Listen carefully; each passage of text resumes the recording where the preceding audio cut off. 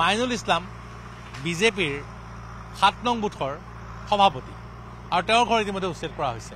অৰ্থাৎ বিজেপিৰ নেতাৰ ঘৰো বৰ্তমান এই উচ্ছেদ অভিযানত উচ্ছেদ হ'বলগীয়াত পৰিছে। তেওঁ ডুমডুমিয়াৰ এগৰাকী ব্যক্তি, এগৰাকী মই দেখুৱাইছোঁ মাইনুল ইছলাম, তেওঁ সিঙৰ ডুমডুমিয়াৰ। তাৰপিছত ইয়ালৈ গুচি আহিলে, নদীয়ে ঘৰ ভঙাৰ কাৰণে ইয়াৰ ঘৰ বান্ধিলে আৰু তেওঁ চৰকাৰী বহু সুবিধাও পাইছে, ৰেচন কাৰ্ডো আছে।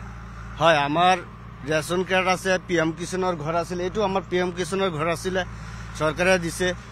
এইটো আছিলে আমাৰ Longjap ৭ number ward, Longjap panchayat ৭ number ward আছিলে এইটো।